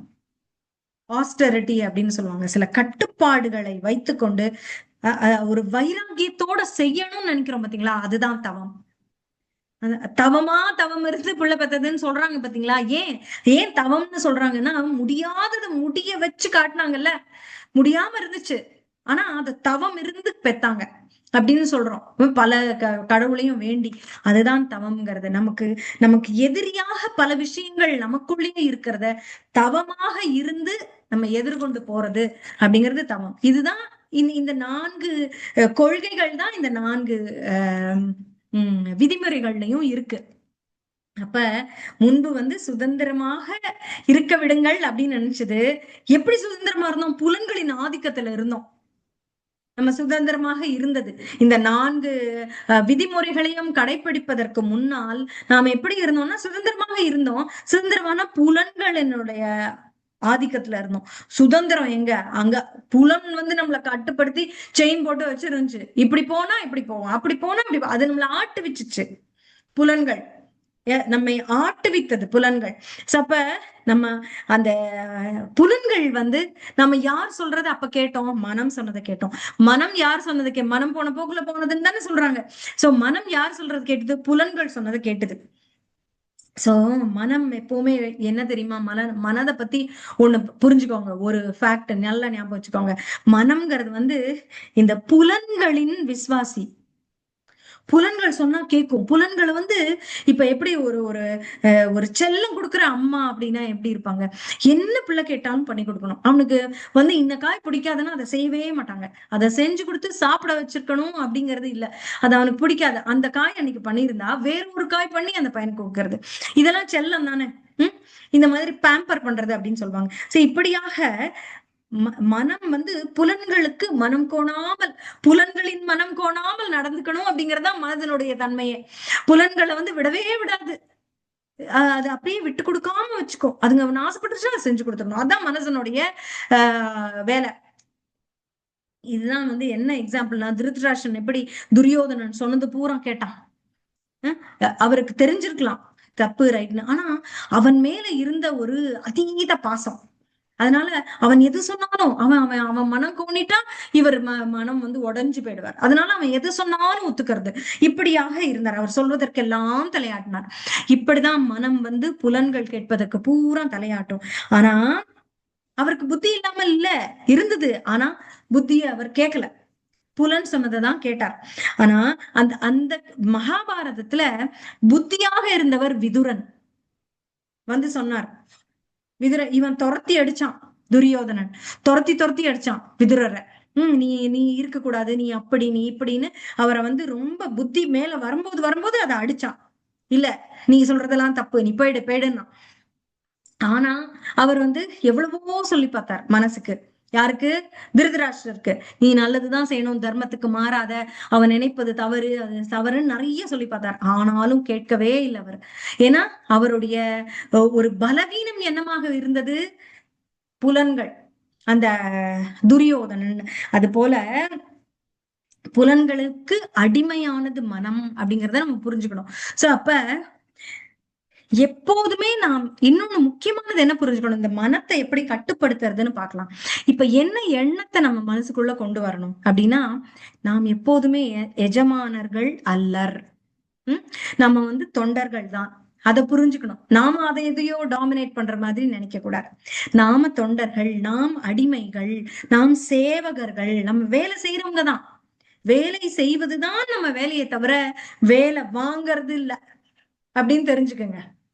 வீடு லெவலுக்கு தான் நம்ம எஜமானி, அங்க வேலை செய்யறவங்க வேலைக்காரங்க. ஆன்மீக லெவல்ல நாம சேவகர்கள், வேலை செய்பவர்கள். பகவான் தான் ஒரே அதிகாரி, ஒரே எஜமானர். ஆனா அவருடைய பிரதிநிதியாக குருவையும் மூத்த பக்தர்களையும் நினைக்கணும். பகவான் தான் இல்லையே, நான் யார்கிட்ட போய் ரிப்போர்ட் பண்றது, எனக்கு எஜமானர் யாரு அப்படின்னு யோசிக்க வேண்டாம். குருவும் மித்த ஆச்சாரியர்களும் மூத்த பக்தர்களையும் அப்படி ஒரு நம்முடைய எஜமானர்களாக நினைக்கலாம், தவறில்லை. அதுதான் சரியானது. அப்ப எஜமானர் உண்மையிலேயே, ஆனா அந்த எஜமானர் கிருஷ்ணர் அப்படிங்கிறவருக்கு சில குவாலிட்டி இருக்கு. அது பூரணத்தின் வைபவம் அப்படின்னு பாக்குறோம். நானே இது, நானே அது அப்படின்னு நிறைய சொன்னார். அந்த 10வது அத்தியாயத்துல வருது இல்லையா, எல்லாமாக அவர் இருக்கிறார். சோ அவருடையதுதான் எல்லாம். அதை வந்து என்னுடையது அப்படின்னு நம்ம நினைக்கிறோம் அப்படின்னா, அதுக்கு ஒரு வேடிக்கையாக ஒண்ணு சொல்றாங்க, நம்ம திருடர்களாம். கரெக்ட் தானே? இப்ப வெளியில இருக்கு ஒருத்தரோட, நம்ம வீட்டுக்கும் அடுத்த வீட்டுக்கும் இடைப்பட்ட இடத்துல ஒரு அவங்களோட குப்பை தொட்டி ஒண்ணு இருக்கலாம், இல்லைன்னா செப்பல் வைக்கிற ரேக் இருக்கலாம், ஏதோ ஒண்ணு இருக்கலாம். அதை வந்து நம்மோடது மாதிரி நினைச்சு அதுக்குள்ள நம்ம எல்லாம் போட்டுட்டு இருந்தோம்னா தப்பு தானே அது? அவங்களோட அனுமதி இல்லாம அதை யூஸ் பண்ணா கொஞ்சம் திருட்டு மாதிரிதான். திருட்டு இல்லைன்னா கூட அது தப்புதான். அவங்களோடத நம்ம யூஸ் பண்ணிக்கிறது. என்ன இருந்தாலும் குப்பை தொட்டி தானே, அவங்கள காசு போட்டு வாங்கி வச்சிருக்காங்க, நீங்க அதை குப்பை தொட்டியா யூஸ் பண்ணலாமா? இது கவர்மெண்ட் குப்பை தொட்டியா? இதுக்குதானே சண்டை எல்லாம் வருது. அது போல திருடர்கள் பகவானுடையதை அவருடையதுன்னு நம்ம உணராமல் நம்முடையதாக நினைத்துக் கொள்வது தவறு. அங்க நம்ம என்னவாகிறோம்? திருடர்கள் ஆகிறோம் அப்படின்னு. அதாவது ஹிந்தியில வந்து ஒரு பழமொழி இருக்கு, கஹாவத் அப்படின்னு சொல்லுவாங்க. எப்படின்னா வெள்ளரிக்காக்கு வந்து அங்க கீரான்னு பேரு, அப்புறம் வைரத்துக்கு ஹீரான்னு பேரு. என்ன சொல்லுவாங்கன்னா, கீராவா இருந்தாலும் ஹீராவா இருந்தாலும் திருட்டு திருட்டுதான். கீராவை திருடினாலும் ஹீராவை திருடினாலும் திருட்டு திருட்டுதான். இப்ப ஹீராங்கிறது வந்து வைரம், அது ரொம்ப விலை உயர்ந்தது.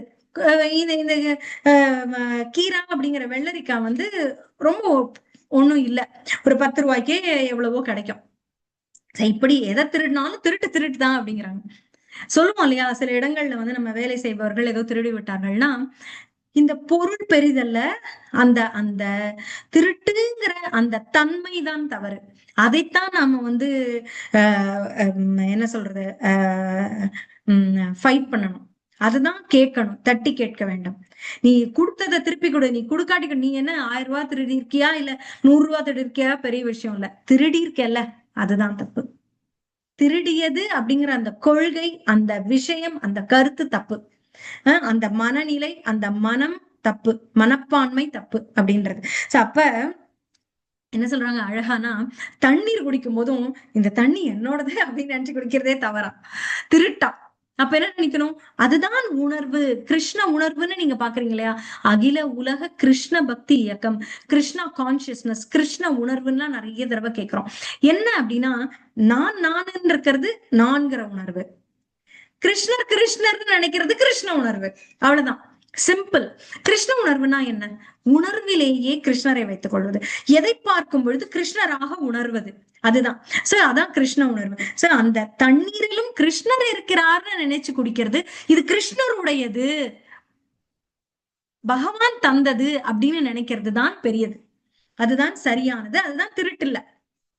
அப்ப அந்த திருட்டு மேலோகும் போது நம்ம கைதியாகி விடுகிறோம். திருட்டு மேலோங்கி நம்மளையே நம்ம அங்க பூஜிக்க ஆரம்பிக்கிறோம். இப்ப நமக்கே, நம்மளுடைய புலன்களுக்கு நம்ம கைதி ஆகிறோம். சோ அதான் சொல்றாங்க, அனைத்தையும் அனுபவிக்க தொடங்கிடுறோம் நம்மளோடதுன்னு நினைச்சு. அந்த எண்ணத்தை நம்ம வந்து இது போட்டு வளர்க்குறோம் ரொம்ப, நம்மளோடது என்னோடது என்னோடது என்னோடதுன்னு. ஆனா அதை வேரிலேயே வெட்ட வேண்டும். அப்படி இல்லைன்னா நாம் அப்படிங்கிற எண்ணம் ரொம்ப வளர்ந்து போயிடும். அதுக்கப்புறம் அதை வெட்டுவது கஷ்டம். ஆனா சின்னதுல இருந்தே யோசிக்கணும், ஒரு தண்ணி குடிச்சா கூட அப்படிங்கிற மாதிரி. சோ அந்த நாம என்ன ஆயிடுவோம், அதுக்கப்புறம் நம்ம புலன்களுக்கும் நம்ம ஒரு பெருமைப்படுறது அப்படின்ற ஒரு பல விஷயங்கள் நமக்கு வந்துரும். நம்முடைய இது வந்து ஒண்ணுமே நம்மளோடது இல்லைங்கும் போது நம்ம என்ன பண்றோம், பெரிய பெரிய நிலம் நீச்சல் எல்லாம் என்னோடது அப்படின்னு சொல்லிக்கிறதுல பெருமைப்படுறோம். அது இல்ல, அது நம்ம நம்ம வந்து ஒரு ஃபார் டைம் பீயிங், இப்ப எப்படி ஒரு பேங்க்ல கேஷியர் கையில ஒரு 10 கோடி ரூபாய் கையில பணம் இருக்கு அப்படின்னா, அவர் கையில இருக்குதான், அதுக்காக அவரா சொந்தக்காரர், யாரோ சொந்தக்காரங்க. அது போலதான் உங்க பேர்ல அது எழுதியிருக்கு, அது கவர்மெண்ட்ல எழுதியிருக்காங்க, ஆனால் அதன் உண்மையான சொந்தக்காரர் பகவான் தான், நீங்க இல்ல அப்படிங்கிறது. சோ இந்த புலன்களுக்கு அடிமையாகாமல் பகவானுக்கு அடிமையாக தொடங்கினால் என்ன ஆகும் அப்படின்னா, இந்த கட்டு, நம்ம இந்த கட்டு கட்டி கட்டி அப்படியே கட்டுப்பட்டு இருக்கோம் இல்லையா, அந்த கட்டா விழுந்தது போல ஒரு உணர்வு வரும். அது வரும் உண்மையாகவே. அதான் கிருஷ்ண உணர்வு என்ற அந்த அந்த உயர்ந்த வாசனை வரும் நம்மளுக்கு. அப்ப அந்த கீழ் வாசனை, அந்த பழைய வாசனை எல்லாம் போயிடும் அப்படின்னு. ஆனா சில சமயங்கள்ல அதுவும் போக முடியாம தடுமாறும். போயிடும் அப்படின்னா உடனே நீங்க கிருஷ்ண உணர்வை எடுத்துட்டா கிருஷ்ண வாசனை வந்தோடனே இந்த கீழ் வாசனை எல்லாம் போயிடுங்கிறதும் இல்லை. இந்த கட்டுப்பாடுகளை வந்து கடைபிடிக்கிறதுக்கும் பல தடுமாற்றங்கள் வரதான் செய்யுது. அதுக்கான ஒரு ஒரு இதுக்கும் நான் ஒரே ஒரு சின்ன சின்ன சின்ன டிப்ஸ் மாதிரி கொடுக்குறேன், சொல்றேன். அதை வந்து எடுத்துக்குவோம், அதோட முடிச்சுக்கலாம். என்ன அப்படின்னா, இந்த கீழ் வாசனை போகாம தான் இருக்கும். கட்டுப்பாடுன்னு எடுத்துக்கிட்டா உடனே முடிஞ்சிருதா அப்படின்னு நமக்கு என்ன கேள்வி வரும், நான் நினைக்கிறேன் ஆனா செய்ய முடியலையே அப்படின்னு. சோ அவக்கு என்ன அப்படின்னா, உணவு கட்டுப்பாடுக்கு கிருஷ்ண பிரசாதமாக உண்ணுதல் ஒண்ணு. அப்ப பக்தர் சங்கம் அது வந்து இருக்கணும் எப்பவுமே. அது இருந்தா என்னவாகும், இந்த உணவு கட்டுப்பாட்டுக்கு அது உதவும். எப்படி உதவும்? ஏன்னா அவங்க வந்து கிருஷ்ணருக்கு படைக்கப்படாத உணவை எடுத்துக்க மாட்டாங்க. எது வந்து வேண்டாமோ அந்த உணவு, அதாவது அசைவ உணவு, அப்புறம் கிருஷ்ணருக்கு ஏற்காத ரஜோகுண உணவுகளை தொடமாட்டாங்க. அப்படி அந்த கட்டுப்பாடு இருக்கும்போது நீங்க கேட்கலாம், எப்படி அவங்க தானே சாப்பிட மாட்டாங்க, அது எப்படி எனக்குன்னா, அவர்களோட நட்பு வரும்பொழுது நீங்கள் ஒரு நாளாவது அவர்களுக்கு உணவு சமைக்கணும்னு ஆசைப்பட மாட்டீங்க? ஆசைப்படுவோம் தானே? அப்ப நாமளும் அதை கடைபிடிக்க தொடங்குவோம். எங்க வீட்டுக்கு வந்தா அவங்களுக்கு ஒரு வாயில போடுறதுக்கு ஒண்ணு கூட, ஒரு முறுக்கு கூட என்னால தர முடியல அப்படின்னு இல்லாம, நான் வந்து ஒரு சுத்தமான சாத்வீகமான உணவாக, உணவு கூடமாக என் வீட்டையும் மாற்றினால், என்னுடைய தோழியான அந்த பக்தை என் வீட்டுக்கு வரும்பொழுது நான் உணவு கொடுக்க முடியும் அப்படிங்கிற நிலை வருமா? சோ இந்த பக்தர் சங்கம் முக்கியம். அது வந்து நம்மளுடைய கட்டுப்பாடுகளை கடைபிடிக்க இந்த உணவு கட்டுப்பாட்டுக்கு உதவும் அப்படின்னு. இது அவர்களுடைய நட்பு நம்மளுக்கு அவர்களுடைய வாழ்க்கை முறையை கற்பதற்கும் ஒரு வாய்ப்பாக அமையும். அடுத்தது தகாத உறவு முறை, இல்லிசிட் செக்ஸ் அப்படின்னு ஒண்ணு சொல்றாங்க இல்லையா? அதாவது திருமணத்திற்கு அப்பாற்பட்ட உறவு அப்படிங்கிறது. திருமணத்திற்கு முன்பு அல்லது திருமணத்தின் போதே திருமணம் என்கிற பந்தத்துக்கு அப்பாற்பட்ட ஒரு உறவு, இதை எப்படி நாம் வந்து விலக்கிக் கொள்வது, அதை எப்படி கடைபிடிக்கிறது அப்படின்னா, இது வந்து தகாத உறவு முறை அப்படிங்கிறது வந்து பாலியல் உறவே இல்லாத பிரம்மச்சரிய வாழ்க்கைன்றத குறிக்கல. அதை முதலில் புரிந்து கொள்ளணும். இது எப்படின்னா, பிரம்மச்சரியம் சுத்தமா பாலியல் உறவே இல்ல அப்படிங்கிறது பிரம்மச்சரிய வாழ்க்கை, செலிபசி அப்படின்னு சொல்லுவாங்க. அது இல்லை. இது இது வந்து நல்ல முறையில் குழந்தைகளை பெற்றெடுப்பதற்காக உறவு வைத்துக் கொள்வது தவறில்லை அப்படின்னு தான் சொல்லப்பட்டிருக்கு சாஸ்திரங்கள். சரி, இது வந்து கிரகஸ்தனாக நீ வாழ வேண்டும் என்றால் இந்த உறவு முறை ஒரு ஒழுங்கு முறைப்படுத்தப்பட்ட அந்த உறவு இருக்கணும் அப்படின்னு தான் சொல்லுது. திருமணத்திற்கு அப்பாற்பட்ட உறவு தான் இங்கு தடை செய்யப்படுகிறது. அப்ப இது கடினம் இல்லை. ஏன்னா நம்ம இந்திய கலாச்சாரத்துல இது நம்மளுக்கு இருந்திருக்கு. அதனால இது சாதாரண மனிதனுக்கு இது ஒரு அடிப்படை குணமாகவே நம்ம கலாச்சாரத்துல பாக்குறோம். அதனால இது பெரிய தடை இல்லை. ஆனால் இதை யோசிச்சு பாருங்க, மேற்கத்தியவங்க, இவர்களுக்கு தான் பிரபுபாதர் முதல்ல சென்று பிரச்சாரம் பண்ணார். அவங்கள வந்து இந்த மாதிரியான தகாத உறவு முறையெல்லாம் ஒண்ணு இல்லவே இல்லை. உறவு எப்படி வேணா கலந்துக்கலாம், அவங்க அப்படிதான் இருந்துச்சு. சோ அவர்கள் கலாச்சாரத்திலேயே அது ஏற்றுக்கொள்ளப்பட்டிருந்தது. அது ஒரு பெரிய தவறாகவே கருதப்படவில்லை. சோ அவர்களே தங்களை இந்த முறைக்கு மாற்றிக் கொண்டிருக்கிறார்கள் அப்படின்னா நமக்கு அது கடினமா? இல்லவே இல்லை. சோ அதான் அதனை விடுத்து அத கலாச்சார மாற்றம் அப்படிங்கிறது இருந்தால் கூட எவ்வளவு பேர் பிரபாதரை வந்து பின்பற்றினாங்க. சோ அதை நம்முடைய தவம் இதனால வந்து நம்ம ஒரு கட்டுப்பாடோட இருக்கணும் அப்படிங்கிறது வந்து ஒரு பெரிய விஷயமே இல்லை. அடுத்தது சூதாட்டம். இது வந்து மேலை நாடுகளை போல பரவலாக இந்தியாவில இது கிடையாது. அவ்வளவு ஆனாலும் இருக்கிறது. ரொம்ப அங்க வந்து எப்படின்னா ஒரு இன்ஸ்டிடியூஷனலைஸ்ட் அப்படின்னு சொல்லுவாங்க. அதுக்குன்னே சில நிறுவனங்கள் இருக்கு. பெரிய பெரிய கூடங்கள் இருக்கு, களியாட்ட கூடங்கள் இருக்கு, அங்க அந்த சூதாட்ட கூடங்கள் இருக்கு. அங்க வந்து பல பல பணங்கள் கட்டி பெரிய பெரிய பணக்காரர்கள், ஏழைகள் யார் வேணா விளையாடலாம் அப்படின்னு இருக்கு. ஆனா அப்படி ஓப்பன் சூதாட்ட கூடங்கள் நம்ம ரொம்ப பாக்குறது இல்ல இங்க இந்தியால.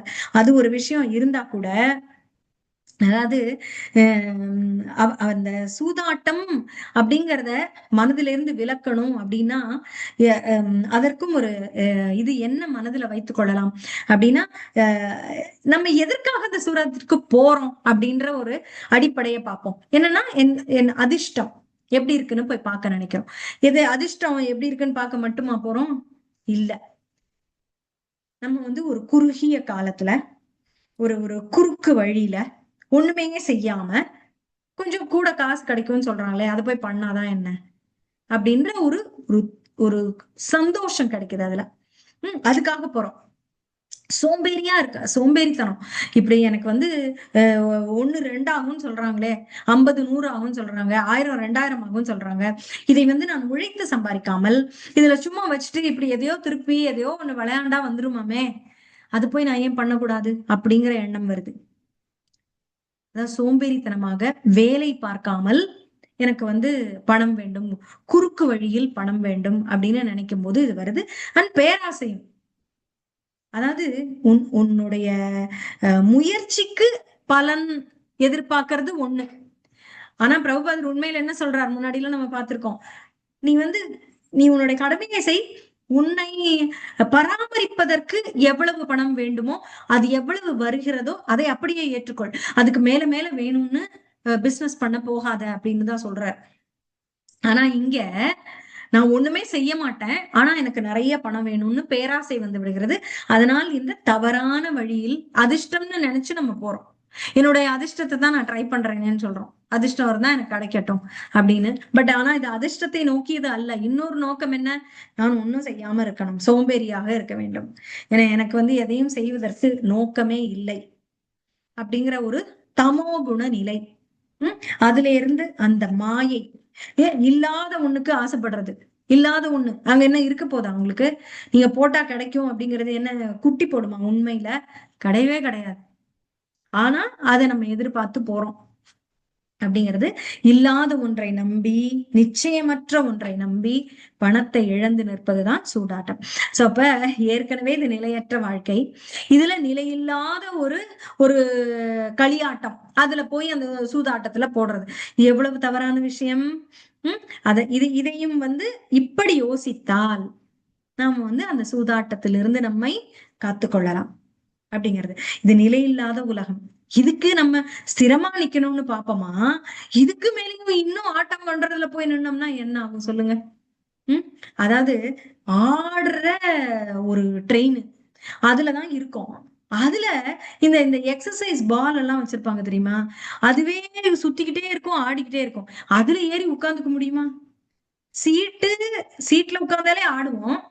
அதுல இந்த இந்த இந்த ட்ரெயின் மேல இருக்கிற இந்த எக்ஸசைஸ் பாலை வச்சுக்கிட்டு அது மேல ஏறி உட்காரணும்னா என்ன ஆகும்? முடியுமா?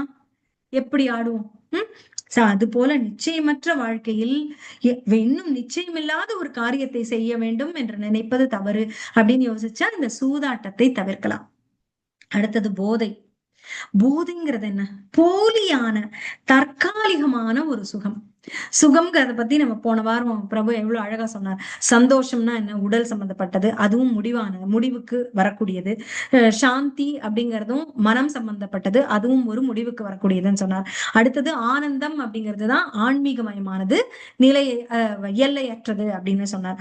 அப்ப இந்த இந்த போதையால் கிடைக்கக்கூடிய சுகம் இருக்கு பாத்தீங்களா, இது எப்படின்னா பின்விளைவுகளும் கொண்டது. இது சும்மா என்ன நிலையற்றது முடிவடைகிறதுன்னு மட்டும் இல்ல, அப்படியும் இல்ல. இது நம்மளுக்கு ஒரு பின்விளைவையும் குடிக்கும். சைடு எஃபெக்ட்ஸ் அப்படின்னு சொல்றது. குடிச்ச உடனேயே நம்மளுக்கு உடலை பாதிக்கும், நோய்கள் தரும். அதாவது மனம் ஆல்ரெடி குரங்கு போல அங்கு இங்கு குதிக்க போறது போயிட்டுதான் இருக்கு எப்ப பார்த்தாலும். அதற்கு ஒரு போதைன்னு ஒண்ணு கொடுத்தா என்ன ஆகும்? அது எப்படி போகும்? கள் குடித்த குரங்கு எப்படி இருக்கும்? அதை கட்டுப்படுத்தவே முடியாது. அதையும் இப்படியாக நம்ம யோசித்து தவிர்த்துக்கலாம் அப்படின்னு சொல்றாரு. அப்ப நம்ம பொதுவாகவே என்னன்னா, ஒரு இதுல பற்று வரணும் அப்படின்னா, பற்றை விடணும் அப்படின்னா இன்னொன்னை பற்ற வேண்டும்.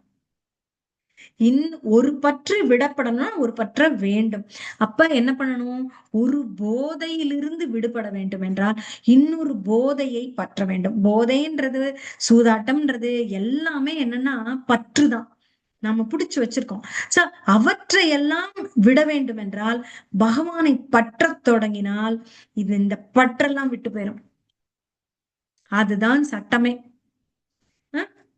அந்த பக்தியும் ஒரு போதையாக மாறிவிடும். பக்தியும் அனைத்துமாக மாறிவிடும். நமக்கு எல்லாம் ஒரு ஒரு சுகம் தரக்கூடியதாகவும், சந்தோஷம் தரக்கூடியதாகவும், சாந்தி தரக்கூடியதாகவும், ஆனந்தம் தரக்கூடியதாகவும் இந்த பக்தியே இருந்துவிடும். அப்ப நம்ம மற்ற ஒன்றை தேடவே மாட்டோம் அப்படிங்கிறது. இதை எப்படி இந்த பக்தியை புரிந்து கொண்டு இறங்கி விட்டால் என்ன பண்ணுவோம்? இது சம்சார கடல் அப்படிங்கிறத விட்டு ஆன்மீக கடலுக்குள்ள நுழைஞ்ச மாதிரி அப்படிங்கிறது. இது பெரும் திருப்தி அளிக்கும். ஆச்சாரியர்கள் சொல்வது நம்மை வழி நடத்தும். இதை எப்படி புரிஞ்சுக்கிறது? இதுக்குள்ள எப்படி போறதுன்னா ஒவ்வொரு ஸ்டெப்பா ஃபாலோ பண்ண வேண்டியதான். அதாவது one step at a time. அவ்வளவுதான். அதோட ரிசல்ட் எல்லாம் பத்தி ரொம்ப யோசிக்க வேணாம். இன்னைக்கு என்ன சொல்லியிருக்காங்க, இன்ஸ்ட்ரக்ஷன் என்ன, இன்னைக்கு நான் என்ன படிச்சேன், இன்னைக்கு என்ன நான் கேட்டேன் பக்தர்கள், மூத்த பக்தர்கள் கிட்ட இருந்து இப்படி இருக்கணும்னு சொல்லியிருக்காங்க. சோ நான் இந்த ஒண்ணை நான் இன்னைக்கு ஃபாலோ பண்றேன் அப்படின்னு ஒவ்வொரு ஸ்டெப்பா ஆரம்பிச்சோம்னா கூட போதும். அதுதான் நம்மளை இந்த பெரிய பெரிய கட்டுப்பாடுகளுக்கெல்லாம் நம்மை இட்டு செல்லும்.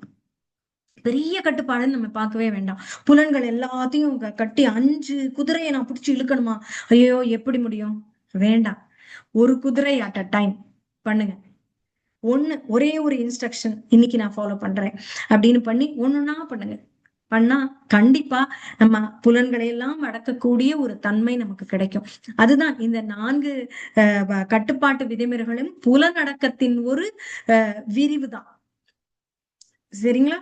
இதுதான். இதோட பல இந்த டாபிக்ல நீங்க இன்டர்நெட் போவீங்க அப்படின்னா பல மகாராஜோட லெக்சர்ஸ் எல்லாம் நிறைய இருக்கும், நீங்க கேட்கலாம்.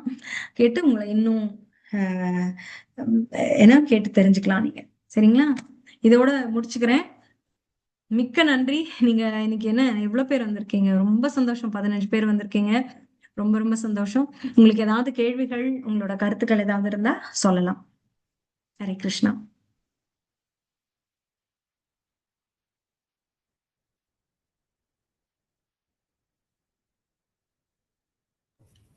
ஹரே கிருஷ்ணா மாதாஜி. ஹரே ஹரே கிருஷ்ணமா, சொல்லுங்கம்மா. இன்னைக்கு ரொம்ப கொடுத்து வச்சிருக்கோம் தான் சொல்ல, உங்களோட சொற்பொழிவை கேட்கறதுக்கு வார்த்தையே இல்ல. ரொம்ப சந்தோஷம். Actually thank you so much.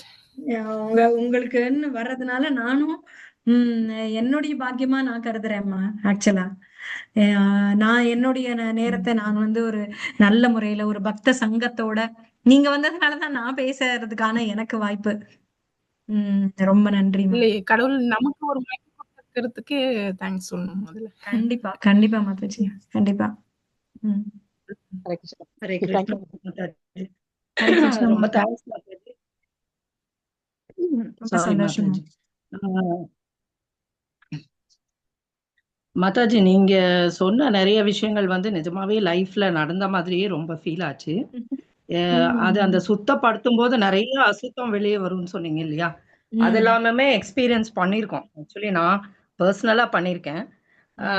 ஒரே ஒரு கேள்விதான் மாதாஜி. இப்ப நிறைய விஷயங்கள் வந்து நம்ம கண்ட்ரோல் புலன்களை கொஞ்சம் கட்டுப்படுத்தலாம் அப்படின்னு நினைக்கும் போது, ஃபார் எக்ஸாம்பிள் நம்ம ரொம்ப ஓவர் நைட் டிவி பாக்குறது, சரி அதெல்லாம் ஸ்டாப் பண்ணலாம்னு நினைக்கும் போது ஒரு 2 நாள் 3 நாள் நம்ம பண்றோம். பட் அந்த 4th டே வந்து அது என்னமோ ரொம்ப ஸ்ட்ரெச் பண்ணி உட்கார்ந்து அதை பாக்குற மாதிரி இருக்கு. அது போக போக சரியாயிருமா? அது வேற ஏதாவது அதான் வழிமுறை மாதாஜி, இருக்கா? நம்ம வந்து இந்த மாதிரி நம்மளோட நேரத்தை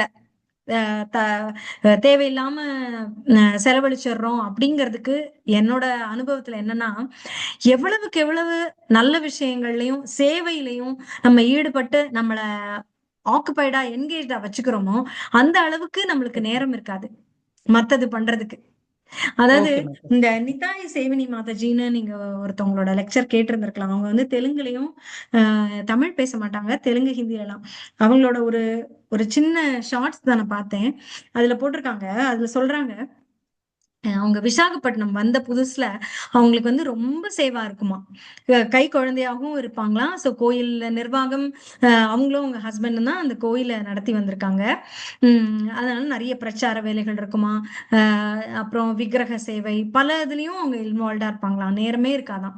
குரு மகாராஜ் கிட்ட கேட்பாங்களா, எனக்கு நேரமே இல்லையே, நேரமே இல்லையே, ரொம்ப சரியா இருக்கு அப்படின்னு. ஆனா நல்லாதான் செய்வாங்களாம். ஆனா எனக்கு வந்து நேரமே இல்லை. குரு மகாராஜ் கேட்பாராம், நேரம் உனக்கு எதுக்கு வேணும்? நீ எல்லாமே உனக்கு வந்து சேவைக்காக சேவை தான் பண்ணிக்கிட்டே இருக்க. உன் குழந்தையும் கவனிக்கிற, குழந்தை கவனிச்சது போக உனக்குள்ள நேரம் எல்லாம் கோயில்ல போயிருது. எனக்குன்னு ஃப்ரீ டைம் இல்ல.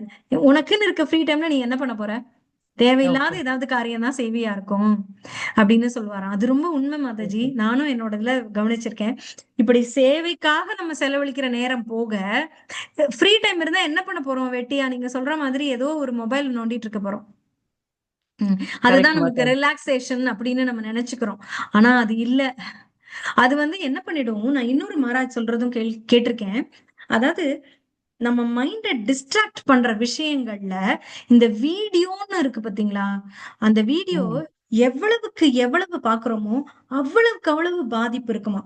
நான்லாம் சின்ன பிள்ளையில சினிமா பார்த்துட்டு வந்தேன். நான் சில மனசுக்கு பிடிச்ச சினிமா இருந்தா அப்படியே ஒப்பிப்பேன்.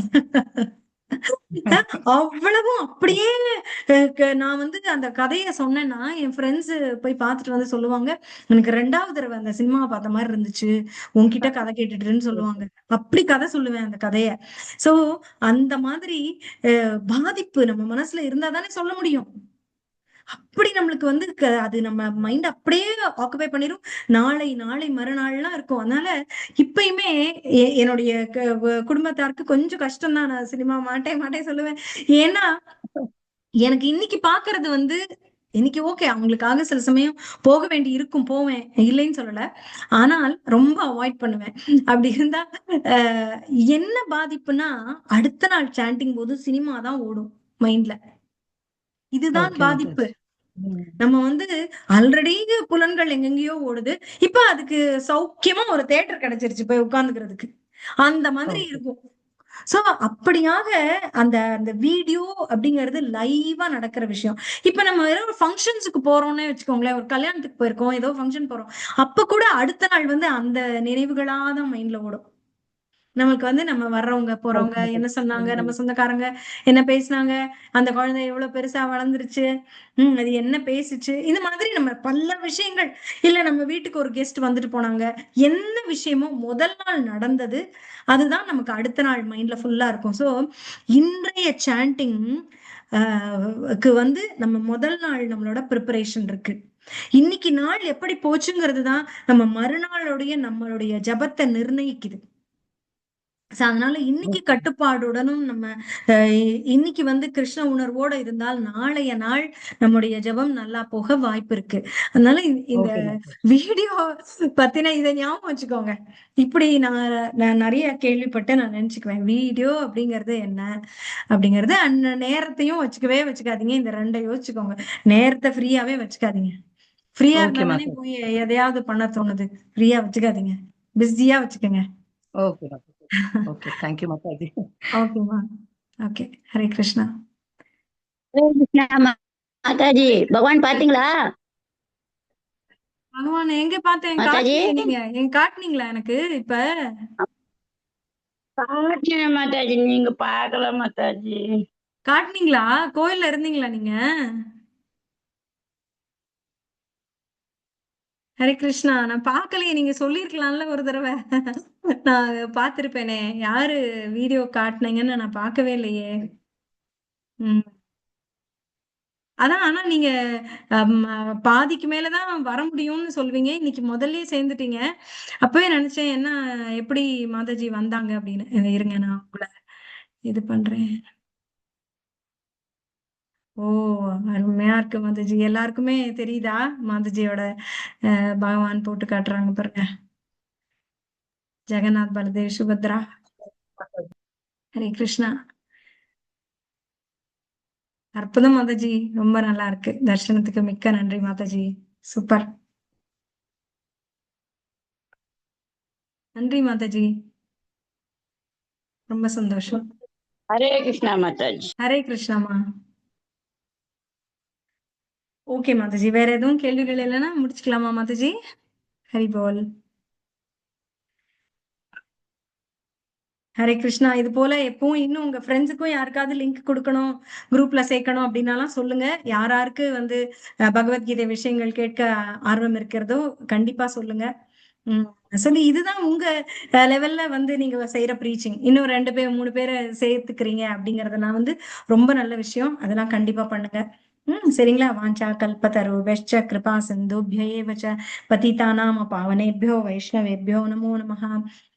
மிக்க நன்றிமா. கிளாஸ் முடிச்சுக்கிறேன். சரிங்களா? ஓகே மாதாஜி. ஹரே கிருஷ்ணா மாதாஜி. ஹரே கிருஷ்ணா. ஹரே கிருஷ்ணா மாதாஜி. தேங்க்யூ ஹரே கிருஷ்ணா. ஹரே கிருஷ்ணா மாதாஜி. ஹரே கிருஷ்ணா.